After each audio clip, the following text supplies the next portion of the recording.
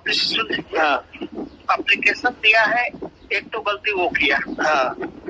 चलो ठीक है, एप्लीकेशन तो हम बोल सकते हैं कि नहीं, अगर उसको बचाना है तो ये हम बोल सकते हैं भाई किसी दबाव में आकर के मैंने एप्लीकेशन। तो वही तो बंदे ने बताया है, वो तो कि मेरा फैमिली डिस्ट्रीब्यूट था और मैं नहीं लेकिन एफिडेविट क्यों दिया कोर्ट से ले आकर के? वो तो सीओ साहब ने एफिडेविट का मतलब है कि एफिडेविट में ये होता है, हिंदी में मैं आपको बता रहा हूँ कि मैं प्रमाणित करता हूँ कि फलाना फलाना नंबर का मैं फलाने रेजिमेंट में नौकरी करता हूँ, मैं किसी के दबाव में आकर नहीं, मैं स्वतः जो है डिस्चार्ज के लिए अप्लाई कर रहा हूँ। अच्छा, तो साहब मैं एक पूछ रहा हूँ आपको कि जो श्वेता यही आदमी जो एफिडेविट दे रहा है और वही आदमी 1 महीने बाद अपने दुष्ट तनाव को दूर करके घरवालों की समझाइश से वही आदमी एप्लीकेशन देता है कि मैं होता है, मैं क्या करूँ, प्रोसीजर है कि नहीं? मैं बता रहा हूँ, मेरे साथ एक लड़का था LLM क्वालिफाइड, ठीक है, और वो लड़का जो है उसके लिए लेफ्टिनेंट जनरल साहब खुद लेकर के उसका एप्लीकेशन गए थे वहाँ पर, क्या बोलते हैं, मैं ले में था वहाँ पर, क्योंकि वो लड़का जो है उसका बड़ा भाई जो है ये था, क्या बोलते हैं, MP था, मेंबर ऑफ पार्लियामेंट। तो दिक्कत कहाँ है? उस आधार पर बोला कोर्ट में इसको एक बार उस पर है अपना, ये मैंने आपको बताया ना कि सारा के बाद इनका ये होता है गुंडागर्दी। हाँ बस वही ना, अब वहाँ क्या बाउंड्री के अंदर ये कर देंगे कि मेरी मर्जी है, और रूल के अंदर ये लिख दिया कि ठीक है भाई, कमांड एज ए मतलब डिपेंडेंट ऑन CO, तो वो डिस्कशन ऑफ कमांडिंग ऑफिसर। हाँ तो बस अभी उसका फायदा सोचते हैं, लेकिन कोर्ट में जाने के बाद कमांडिंग ऑफिसर से कोर्ट भी तो पूछता है कि भैया ऐसा तुमने उसको मतलब अगर वो जा रहा था तो बहुत जल्दी भेज दिया, और रोकना चाह रहा तो रोकने में कहाँ दिक्कत है? इसी लपेटे में आते हैं ना, इसी लपेटे में आकर के, और फिर इनको पेमेंट करना पड़ता है अपनी पेमेंट से, तनख्वाह से। हाँ तो बस उसी के लिए वो बंदा आज और देखते नहीं तो मैं डालता हूँ। प्रोसीजर है कि नहीं? मैं बता रहा हूँ, मेरे साथ एक लड़का था LLM क्वालिफाइड, ठीक है, और वो लड़का जो है उसके लिए लेफ्टिनेंट जनरल साहब खुद लेकर के उसका एप्लीकेशन गए थे वहाँ पर, क्या बोलते हैं, मैं ले में था वहाँ पर, क्योंकि वो लड़का जो है उसका बड़ा भाई जो है ये था, क्या बोलते हैं, MP था, मेंबर ऑफ पार्लियामेंट, ठीक है, और वो राजीव गांधी से बहुत करीब था वो लड़का, उसका भाई राजीव गांधी उस समय प्राइम मिनिस्टर थे, तो उसने एप्लीकेशन दिया और उसके भाई ने जाकर के राजीव गांधी से सीधे लिखवाया, राजीव गांधी से chief of the army staff को गया, chief of the army staff से सीधे जो है गया GOC नादर्न कमांड को, और GOC नादर्न कमांड में एक लेफ्टिनेंट जनरल को भेजा इसी काम के लिए हेलीकॉप्टर से सीधे। जय हिंद, जय भारत, वंदे मातरम। मैं रविंद्र फौजी। साथियों, आज मैं आपको इसमें एक हमारे साहब हैं उनकी मैं रिकॉर्डिंग सुनाता हूं। उन्होंने जब बताया कि एक समय एक CO साहब, क्योंकि पहले भी और आज भी बहुत से आर्मी एक्ट में एक नियम नीचे एक लाइन लिखी हुई है कि dependent on CO, commanding officer, यानी जो कमांडिंग ऑफिसर करना चाहे वो करे। उसी आधार पर एक बंदे को CO साहब ने जिद पकड़ लिया कि भाई मैं इसको घर भेजूंगा। उस समय साहब प्रेजेंट थे, तो इन्होंने बताया कि उस बंदे का कोई भाई परिवार में MP था और उसकी पहुंच प्रधानमंत्री जी तक थी। प्रधानमंत्री जी के हस्तक्षेप से आर्मी चीफ को बताया गया, फिर अपना कमांड में गया और वहाँ से एक लेफ्टिनेंट जनरल साहब एक हेलीकॉप्टर लेकर गए और CO के पास कि भाई ये बंदा रुकेगा, और वो रुक गया। तो आज मैं कहानी क्यों बता रहा हूँ, 20-22 मिनट की रिकॉर्डिंग है, मैं चाहता हूँ आप सुनें, क्योंकि सेम आज भी एक कहानी हुई है। मैंने कल वीडियो डाला था कि भाई एक जवान को डिस्चार्ज भेजा जा रहा है, हरासमेंट में उसका कोई घरेलू डिस्ट्रीब्यूट के कारण उसने डिस्चार्ज खुद ही लिखा था। लेकिन इस कहानी में ये मेरे को समझ में नहीं आया कि डिस्चार्ज लिखते ही 2 दिन के अंदर ही CO ने उनको 1 महीने की छुट्टी भेज दिया और बोला सेंटर में रिपोर्ट करना, तेरा डिस्चार्ज वहीं की वहीं निकल जाना। मतलब इतनी तगड़ी पावर का इस्तेमाल कैसे CO साहब ने किया, उससे एक एफिडेविट भी लिखाया, उसकी भी चर्चा करेंगे। और अब उसी बंदे ने 1 महीने बाद सीओ साहब को एप्लीकेशन भी दे दी कि मैं नौकरी करना चाहता हूँ, कमांडेंट साहब को दे दी, फिर भी नहीं रुक रहा। बहुत से लोग कहते हैं कि सर आप तो यूनिट रेजिमेंट नहीं बताते। तो अगर किसी के पास ज़्यादा पावर है तो ये 8 जाट का बंदा है, अभी जाट सेंटर में बैठा हुआ है। इनके जो कमांडेंट साहब हैं उनका नंबर मेरे पास है, सीओ साहब का नंबर मेरे पास है। मैं जो मेरी कार्रवाई है मैंने करनी है वो कर दी है। ट्विटर में मैंने बहुत से retired lieutenant general, major general, army chief तक को ये कहानी ट्विटर में भी मैंने डाली है। सिर्फ एक लेफ्टिनेंट जनरल काले साहब ने थोड़ा सा जवाब दिया है, बाकी चुप हैं। जबकि मैंने उसमें स्पष्ट लिखा है कि बंदा भी ये कह रहा है कि सर उस समय मैं परेशान होकर डिस्चार्ज तो दे दिया, लेकिन गांव भर के लोगों ने मुझे समझाया कि भाई नौकरी कर ले, और अब परिस्थिति ये है कि मैं सेंटर में हूँ, अगर मैं डिस्चार्ज जाऊँगा तो मैं कुछ कर बैठूँगा, मतलब मेरी वर्दी गई तो समझो मेरी जान गई। एक बंदे की जान के ऊपर नौबत आ रखी है। इतने बंदों को मैंने ट्विटर में बताया, सिर्फ एक चलो कैसा भी हो जवाब तो दिया, एक लेफ्टिनेंट जनरल काले साहब ने जवाब दिया। बाकी अपने आप में अगर कोई अफसर का मामला होता है ना, वो सारे के सारे वो पनाग साहब, पता नहीं कौन कौन से साहब हैं, उसमें तुरंत लिखते हैं ढिल्लन साहब कैसे हो गया, हमारा सीओ फलाना दिखड़ा। आज एक जवान की जान पा रखी लेकिन किसी ने जवाब तक नहीं दिया, बल्कि नियम है कि बंदे को रोका जा सकता है। जैसे साहब ने एक अभी मेरी 20-22 मिनट एक साहब से थोड़ा सा बातें हुई, साहब को मैंने ये भी बताया कि इसी सेंटर में यही जो आज कमांडर साहब बैठे हैं, उस कमांडर साहब ने कुछ दिन पहले एक कैटेगरी बंदे को भेजने की थी। मैंने बात की, नहीं माना, तो मैंने खुद उस समय अजय भट्टजी जब रक्षा राज्य मंत्री थे, उनके पीए से बोलकर और उनके ऑफिस से अजय भट्टजी से फ़ोन करवा के इन्हीं कमांडर साहब को और उस बंदे को रखना पड़ा था। तब से मेरे से नाराज़ होकर मेरा नंबर ब्लॉक कर रखे हैं। इसलिए मैं बताता नहीं ये चीज़ें, नाम लेता हूँ तो बहुत से लोगों को, लेकिन अब मेरा तो वैसे ही ऑलरेडी सुप्रीम कोर्ट में मेरा खुद का चैनल बैन हो रखा है और मैं खुद कोर्ट में खड़ा हूँ, और ये प्रूफों के साथ मैं कहीं भी अब दिखा सकता हूँ। जो लोग लिखते थे ना चमचे, आज मैंने बता दिया, आपको यूनिट भी बता दी। अगर चाहिए तो कमांडर साहब का नंबर, मेरे पर्सनल नंबर सबके पास है, ले लेना। मैंने उस बंदे को भी दे दिया, बहुत से लोगों को भी दिया है। मैं फिर कह रहा हूँ कि सैम मैंने इसमें बताया भी है। मैंने जब मेरे काम होते तो मैं रिकॉर्डिंग नहीं डालता, लेकिन आज मैं अगर रिकॉर्डिंग चाहिएगी तो इसके बाद मैं रिकॉर्डिंग में डालूंगा। मैंने सैम एक बार ब्रिगेडियर अपना भल्ला साहब महार के, उनका भी एक केस मैंने एक अग्निवीर का डाला, आपको याद होगा शायद, उस समय भी चमचों ने लिखा, नाम नहीं बताए, लेकिन उसका काम हो गया था। लेकिन आज मैं इसमें इसलिए डाल रहा हूँ क्योंकि एक जनता तक ये चीज़ें पहुँचे कि जवान को कैसे दबाया जाता है, कैसे उसकी मजबूरी का फ़ायदा उठाया जाता है। उस समय अग्निवीर ने माँ की बीमारी के कारण डिस्चार्ज लिख दिया था। उसके बाद में वो गांव गया तो उसकी माँ ने बोला कि मैं तो माँ नौकरी छोड़ रहा हूँ। तो उसकी माँ ने बोला मेरे लिए नौकरी छोड़ेगा, तू नौकरी छोड़ गया तो मेरी इज्जत चली जाएगी, तो मैं मरी जाऊँगी, दवाई नहीं लूँगी। फिर वो आया और सीओ साहब को बताया कि साहब मैं तो माँ के कारण ही छोड़ रहा था, और माँ ने ऐसा कहा तो अब मेरे को नौकरी पर रख लो। उनका सीओ नहीं माना। फिर उस बंदे ने मेरे को बताया कि सर मेरे पास ऑप्शन है, अगर मेरी माँ दवाई नहीं लेगी और वो मर गई तो फिर मैं भी मर जाऊँगा, तो आप ही मेरे को बचाओ। मैंने सीओ साहब से बात की उनके से, सीओ साहब ने बोला मेरे हाथ में कुछ नहीं है, मैंने वहाँ भेज दिया। मैं बोला सर आप रिक्वेस्ट कर सकते हो, बोला नहीं करूँगा।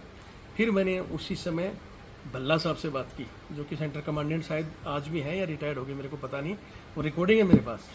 मैंने इसलिए नहीं डाला कि उस समय काम हो गया था। भल्ला साहब ने भी पहले तो वही बोला कि यार सीओ ने कर दिया जो कर दिया, ये फलाना दिखना, लेकिन फिर मैंने थोड़ी देर, जैसे आज इस रिकॉर्डिंग में सुनाऊंगा कि बंदा नहीं मानता, लेकिन उससे अब बात करोगे पॉइंट टू पॉइंट तो उसको मानना पड़ेगा।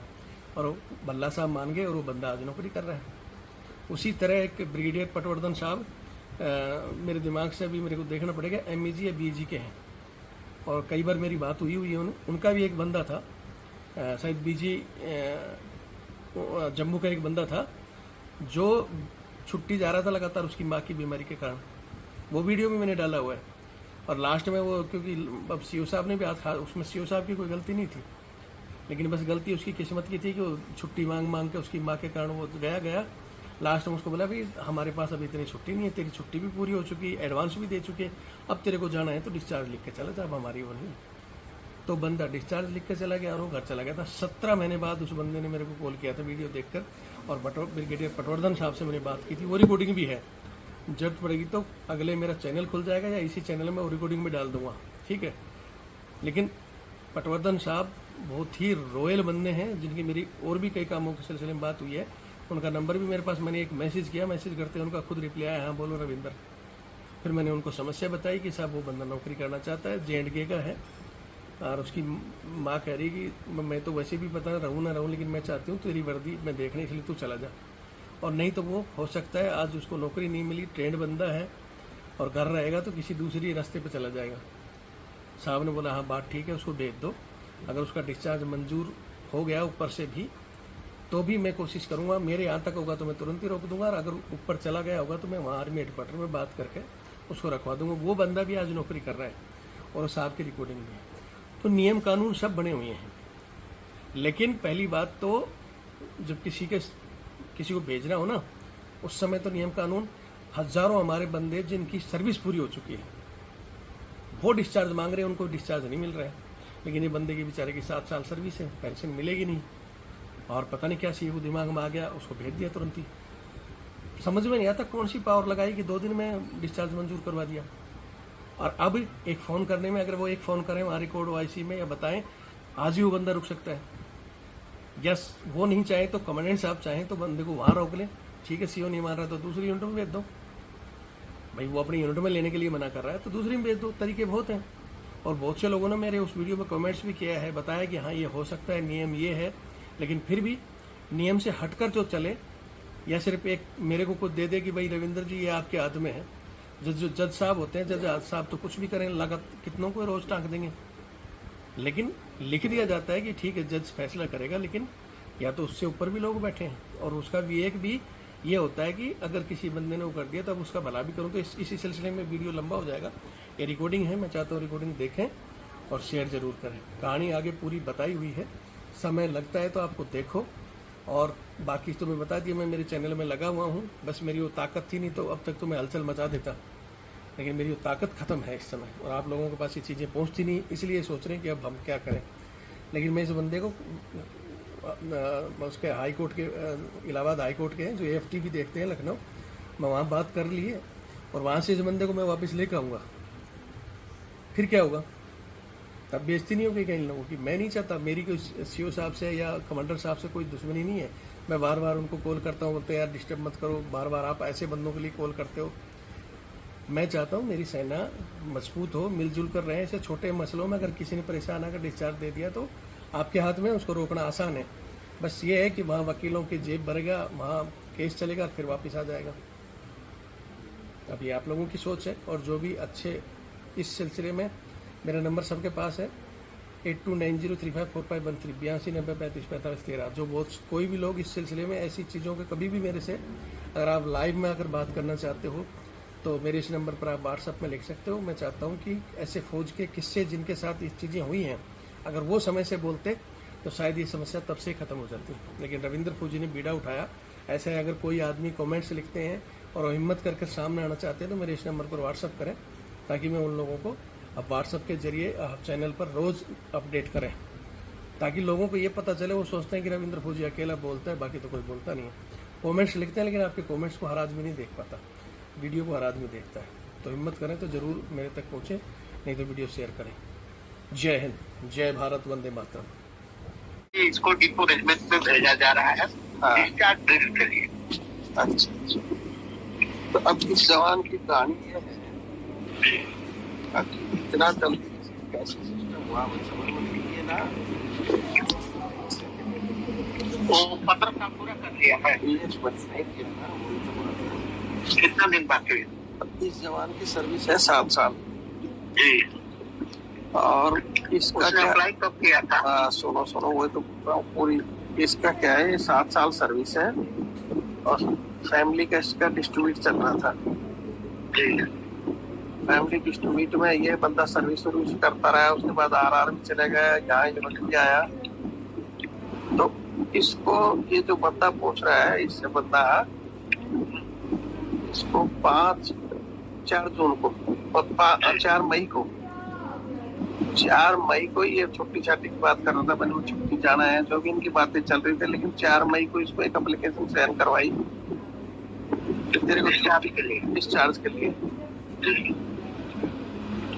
इसने लिख दिया, उस समय मतलब माइंड भी डिस्टर्ब था, जो भी था। हाँ, प्रॉब्लम से मैं जूझ रहा हूँ, इसलिए जो है मुझे डिस्चार्ज चाहिए। हाँ, तो 4 मई से इसने साधारण एप्लीकेशन लिखी। उसके बाद में बंदा बता रहा है कि जैसे मैं ये 2 दिन रुका, फिर साहब ने बोला ठीक है तेरे को छुट्टी भेज देंगे 1 महीने की। ये बोला तो मेरे को छुट्टी दे दो, फिर मैं आके लिख दूंगा, लेकिन उसी दिन लिखवा ली। अच्छा, उसके बाद इसको बोला तो ठीक है 6 तारीख को ऐसा कर कोर्ट से और लिख, इसको बंदे भेज के कोर्ट से भी एफिडेविट लिखवाया जाने का। उसके बाद में इसको ये 1 तारीख का मूव टोटल, मतलब ये मैं मूव टोटल देखता हूँ, डेट का 1 को बना हुआ है। मैं समझ गया था।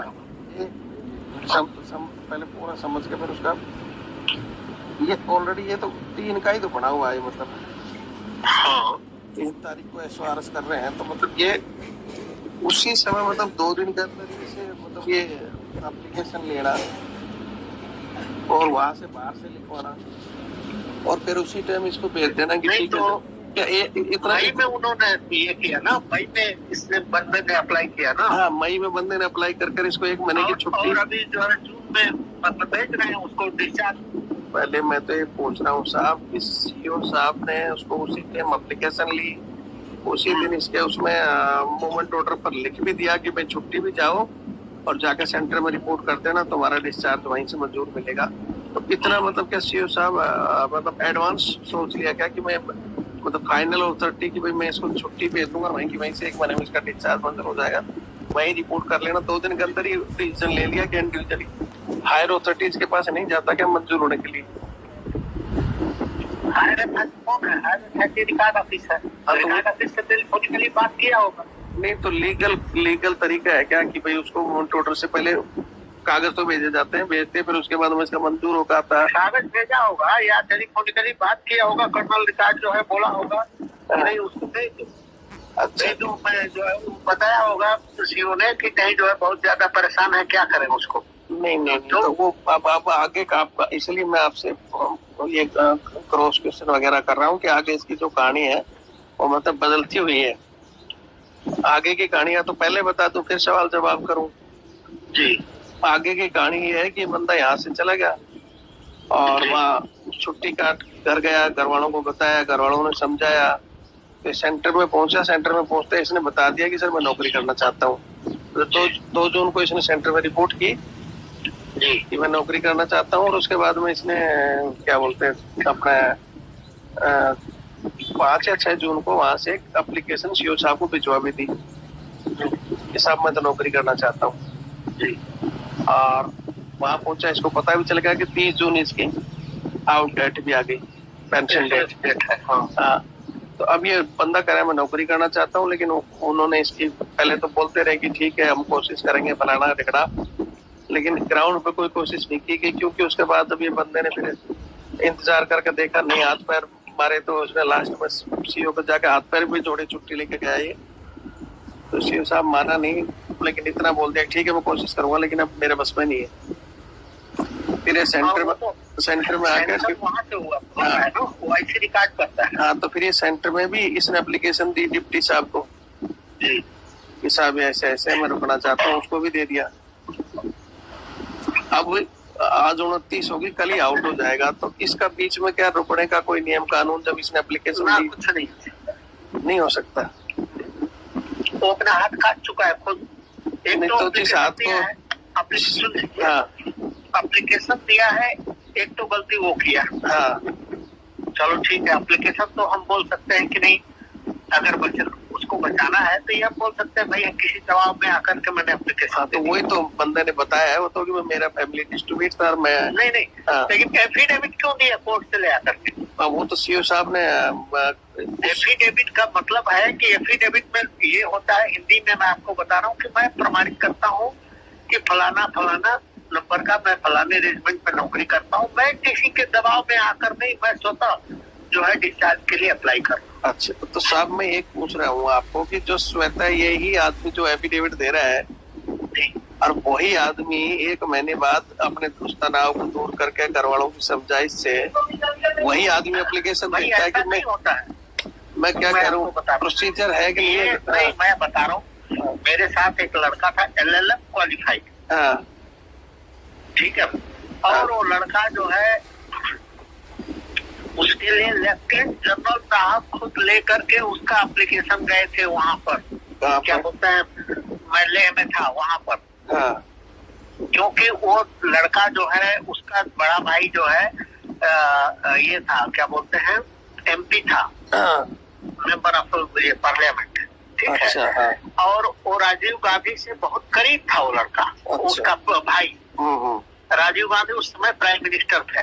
तो उसने एप्लीकेशन दिया और उसके भाई ने जाकर के राजीव गांधी से सीधे लिखवाया। राजीव गांधी से chief of the army staff को गया, chief of the army staff से सीधे जो है गया GOC नादर्न कमांड को, और GOC नादर्न कमांड ने एक लेफ्टिनेंट जनरल को भेजा इसी काम के लिए, हेलीकॉप्टर से सीधे वहां पर सीओ साहब से दस्तखत करा कर लाऊं। फिर सीओ ने कहा कि नहीं, इस बंदे से तो मैं नौकरी कराऊंगा। इसने फौज में आकर के BA किया, MA किया, LLB किया, LLM किया, तो इसको जरूरत है, ठीक है। लेकिन उसका एप्लीकेशन तो पहले से भी था और वैसे का वैसे पड़ा रहा। जब 13.5 साल नौकरी हुई तो उस बंदे को जो है रिकॉर्ड ने बोला कि नहीं अब तुम डिस्चार्ज जाओगे। नहीं, ये कहानी में आपकी समझा नहीं। तो उस समय उसको रोक दिया था। हाँ, उस समय ये रोका, सीओ ने रोका, ठीक है। फिर बाद में जो है कुछ किया होगा इन लोगों ने, मैं तो वहां से चला गया पोस्टिंग, ठीक है।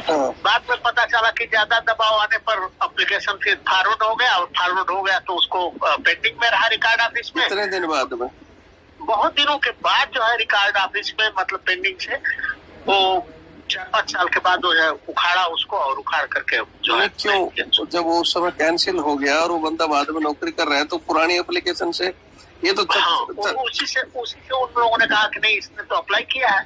नहीं, अप्लाई मैं साहब क्या कह रहा हूँ आपको, ये जैसे एक होता है ना कि एक तो ऑथेंटिक बिल्कुल क्लियर जो आपने बताया कि ये हुआ था, आपके सामने हुआ और वो रुक गया बंदा, लेकिन 2-3 साल के बाद आपने सुना हो या वो बंदा गया हो, उसको आप उस आधार पर नहीं कह सकते वो सही उसी आधार पर गया था, या बंदा 13.5 के बाद पेंशन अवेलेबल हो जाता है, वो पेंशन चला गया। पेंशन ये नहीं होता, 15 साल पूरा होना। 13.5 वाले को भी कोर्ट पेंशन दे देता है अगर वो क्वालिफाइड है तो जाके मेडिकल ग्राउंड पर मिलेगा।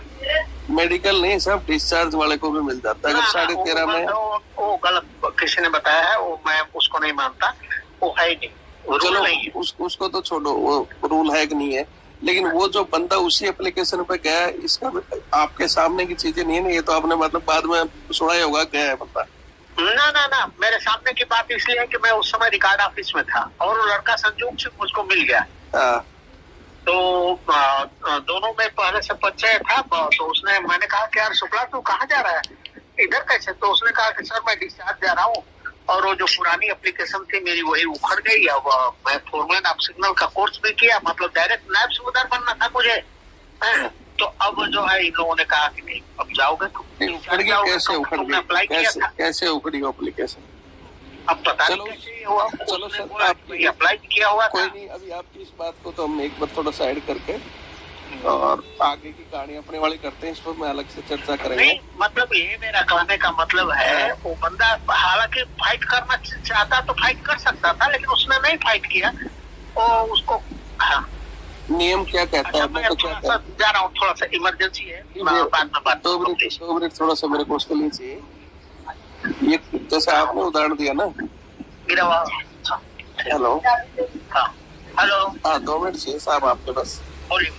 मैं कह रहा हूँ कि जैसे आपने उदाहरण दिया ना, पहली बात तो जब आप बता रहे हो कि उस समय रुक गया था 4 साल 5 साल जो भी रुक गया, तो कोई ना कोई कानून होगा, ऊपर से चेक के साथ कानून होगा, उस कानून के आधार पर तो रुका होगा उस एप्लीकेशन। पहले सुन लीजिए, फौज में कानून कम होता है, गुंडागर्दी ज्यादा।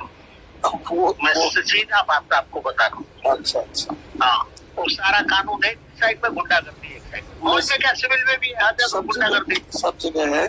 लेकिन कुछ ना, मतलब ये तो हुआ उससे तुम्हारा एप्लीकेशन ली होगी कि भाई ठीक है मैं करना चाहता हूँ, इस आधार पर मतलब कहीं से कुछ ना कुछ पहुंच पकड़ के तो चले होंगे ना। ये तो है नहीं कि फोन आ गया प्रधानमंत्री का रोक दिया उसको, उस आधार पर ये तो कहा होगा ना बंदा। उस समय तो फोन वो सब कुछ प्राइम मिनिस्टर का था, मैंने खुद पढ़ा था, मैं लड़के का कंपनी क्लर्क था।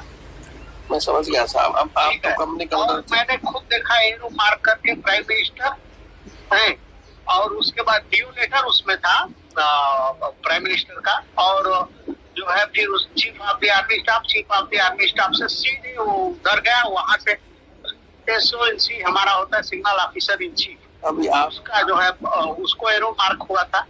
वहां से फिर भेजा गया एक लेफ्टिनेंट जनरल को, और जाकर के उसने समझाया, लेकिन CO कहा कि मैं मानने के लिए तैयारी।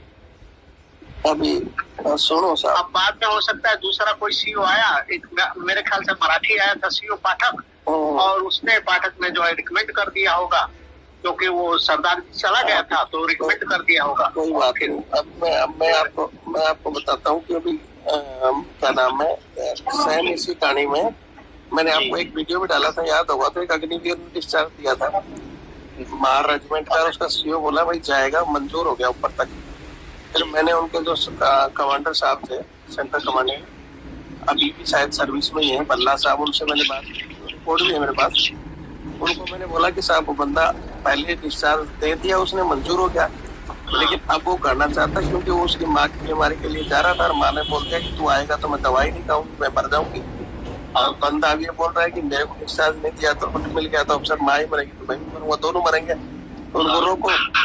तो उसने बोला भाई CO के हाथ में। बोला CO के हाथ में तो साहब आप लोग जिसके बैठे हो, ऊपर भी तो कोई बैठा है। फिर उसने बोला कि ठीक है मैं देखता हूँ। अच्छा देखता हूँ बोल दिया।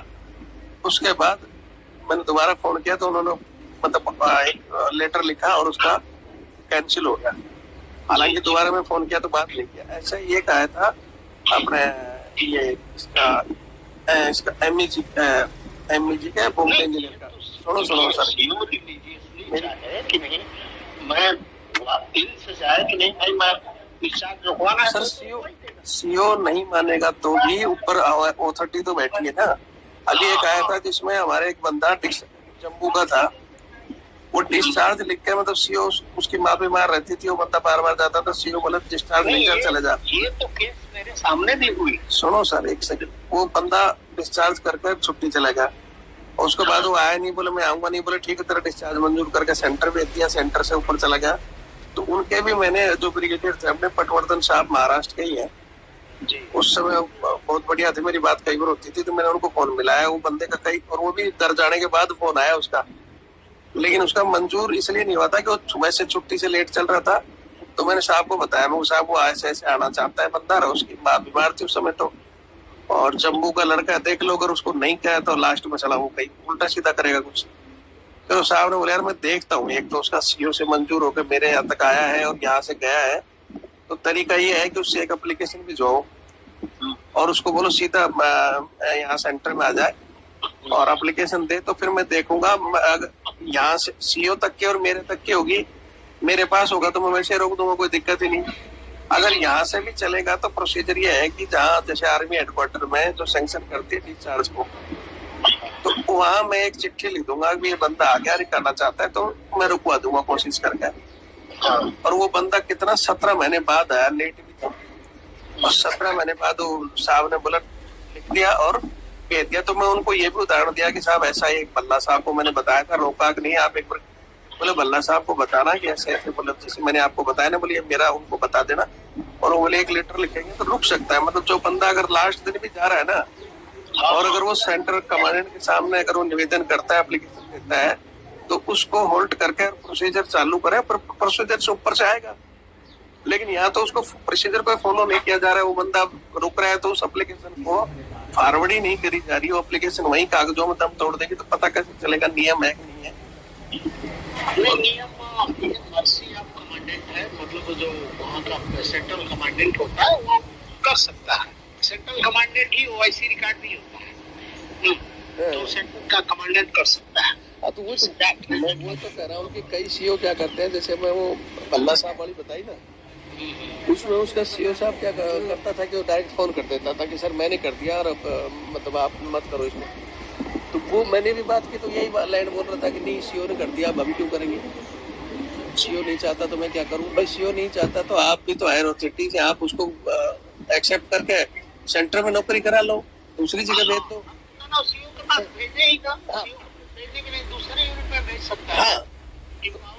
तो इसीलिए मैंने आपसे बात करने का होता है कि भाई नियम है या नहीं है, नियम भी तो सबसे बड़ी चीज होती है। नियम है, नियम मतलब ये है कि मतलब जो सेंट्रल कमांडेंट चाहे तो बिल्कुल करा सकता है, उसमें कोई डाउट नहीं। और दूसरा मोमेंट पर रोक लेगा। और दूसरा तो आपको दिया हुआ वारंट तक सब कुछ हो गया, आपका पीपी वगैरह बन गया, उसके बाद भी सब फड़वा करके रुकवा देगा उसको। हाँ, तो वही बोल रहा हूँ ना भाई, पावर इनके पास असीमित पावर है, चाहे तो कुछ भी कर सकते हैं। और दूसरा तरीका यह है कि ऊपर से दबाव आके, जैसे मैंने इसी जो ये जो विचार रेजिमेंट की गाड़ी है, इसका जो कुकरेती साहब है ना, अभी भी वही कमांडेंट साहब है, इसी कमांडेंट साहब ने एक बंदे को भेजा था, उसको वैसे भेज रहा था कैटेगरी तौर पर कि भाई तू जाएगा, उसका झगड़ा हो गया था कुछ। फिर मैंने फोन किया, नहीं माना। फिर मैंने अपना रक्षा राज्य मंत्री थे अजय भट्ट जी, उस समय उसके पास एक पीए था हमारा कोई लड़का, वहां से उससे एक फोन मरवाया, रुक गया, तब से मेरा नंबर ब्लॉक करके बैठा है। तो ऊपर के दबाव से भी मान जाते हैं, बिल्कुल माने, क्योंकि भाई कोई नियम बना है, प्रोसीजर है, जो जा रहा है। अगर वही आदमी नौकरी करना चाह रहा है, 1 महीने बाद मैं आज कोई एफिडेविट दे दूं, लेकिन उसके बाद मैं ही एफिडेविट दे रहा हूँ कि सर अब मैं ठीक हूँ, तो क्या मानेगा नहीं हो? अगर मैं मानना चाहिए। और दूसरा जैसे मैं उस समय आपसे पूछ रहा था कि जो सीओ साहब है, वो इतने बड़े अंतर्यामी, उन्होंने कैसे बिना भाई किसी का भी आप लेते हो, हजारों लोगों ने डिस्चार्ज की लाइन लगा रखी है, जिनके घरों में क्या क्या समस्या है, जिनकी सर्विस पूरी होगी, उनको ये भेजते नहीं है। और जिसको पता है कि बेचारे को कुछ नहीं मिलना है, वो परेशानी में आकर लिख रहा है। इसका इन्होंने उसी मतलब 3 दिन में ही कैसे सोच लिया कि मैं एप्लीकेशन भी दे दूंगा, 3 दिन में इसका मंजूर भी करा दूंगा, इसको वहाँ भी भेज दूंगा। तो ये तो एक मतलब कुर्सी का या तो मिसयूज हुआ, हाँ मिसयूज है। और उस पावर का कैसे इस्तेमाल किया, ये वो तो सीओ साहब अब यहाँ से जाने के बाद, हालांकि मैंने एक अपने कोर्ट के हैं इधर, अपने AFT के हैं लखनऊ के, और इलाहाबाद हाई कोर्ट भी देखते हैं, उनसे मैंने बात की है। SK सिंह अपने रिटायर्ड ही है एयरफोर्स से, तो बोले कोई दिक्कत नहीं है, अगर उसने एप्लीकेशन मतलब दी है और उसके बाद वही बंदा कह रहा है कि भाई उसी के बेव पे तो आप भेज रहे हो कि मैं जाना चाहता हूँ, और वही बंदा कह रहा है कि सर मेरे को रोक लो, तो अगर वो रोकना चाहता है तो दिक्कत कहाँ है? उस आधार पर बोले कोर्ट में इसको एक बार उस पर है अपना, ये मैंने आपको बताया था कि सारा के बाद इनका ये होता है गुंडागर्दी। हाँ बस वही ना, अब वहाँ क्या बाउंड्री के अंदर ये कर देंगे कि मेरी मर्जी है, और रूल के अंदर ये लिख दिया कि ठीक है भाई, कमांड एज मतलब डिपेंडेंट ऑन CO, तो वो डिस्कशन ऑफ कमांडिंग ऑफिसर। हाँ, तो बस अभी उसका फायदा सोचते हैं, लेकिन कोर्ट में जाने के बाद कमांडिंग ऑफिसर से कोर्ट भी तो पूछता है कि भैया ऐसा तुमने उसको मतलब अगर वो जा रहा था तो बहुत जल्दी भेज दिया, और रुकना चाह रहा तो रोकने में कहाँ दिक्कत है? आते हैं ना, इसी लपेटे में आते हैं ना, इसी लपेटे में आकर के, और फिर इनको पेमेंट करना पड़ता है अपनी पेमेंट से, तनख्वाह से। हाँ, तो बस उसी के लिए वो बंदा आज और देखते हैं, नहीं तो मैं डालता हूँ, इसलिए मैं आपसे बात कर रहा था। तो थोड़ा सा अगर वो मतलब ये कहानी तो मेरे को अभी पता चली, मैं पहले वो सोच रहा था कि उसको भाई डिस्चार्ज मंजूर करवा के CO भेजा होगा, लेकिन इसको 4 को या 2 मतलब उसी दिन एप्लीकेशन ली, 2 दिन में ही इसको CO ने सोचकर भेज भी दिया बात करके। तो अब वो इतनी पावर का इस्तेमाल इसको रोकने में क्यों नहीं कर रहे? हाँ, करना चाहिए, नहीं उनको पक्का फोन करना चाहिए, और उनको ये करना चाहिए कि नहीं साहब हमारा जवान है और ऐसा है, उससे मतलब सबसे सॉफ्ट कड़ी तो CO साहब, अगर वो चाहे तो 2 मिनट में, जैसे 2 मिनट में उन्होंने कराया वैसे कॉल करके रोक ले। अब अगर वो नहीं मानते हैं तो फिर जो ऊपर आए और चिट्ठी बैठी है वो चाहे तो वो रोक सकते हैं, लेकिन मतलब सब अपना पल्ला झाड़ रहे हैं। तो ठीक है साहब, आपसे और मैं जैसे हो जाता है ये कल या बंदा फिर नहीं मानेंगे तो फिर बंदे को लेके बैठ के एक लाइव भी बनाएंगे और उसका आगे बताएंगे पब्लिक को कि भाई इस सिस्टम के लिए तो हम लड़ ही रहे हैं ठीक करने के लिए, तो ये होना नहीं चाहिए। या होगा वो तो फिर कोर्ट बताएगा, कोर्ट से वापस आएगा तो बताएंगे कि भाई अब क्या हो गया। ठीक है सर, आपने इतना टाइम दिया उसके लिए बहुत बहुत धन्यवाद। जय हिंद सर।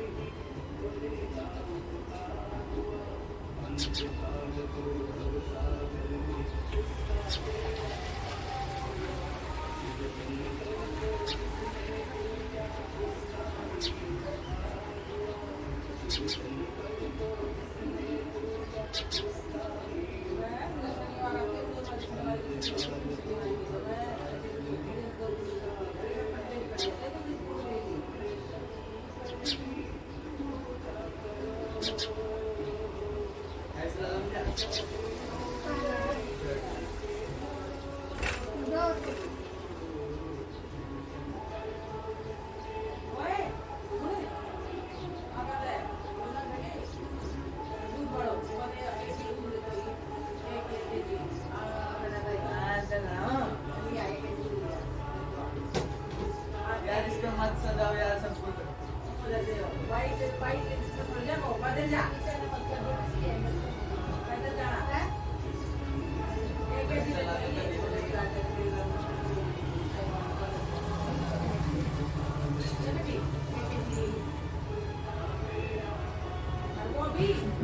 ये तो खुले में बस 50 रुपए का आ जाएगा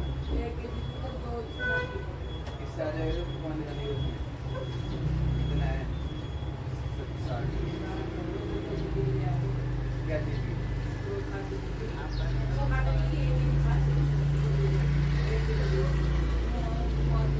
आएगा 60 रुपए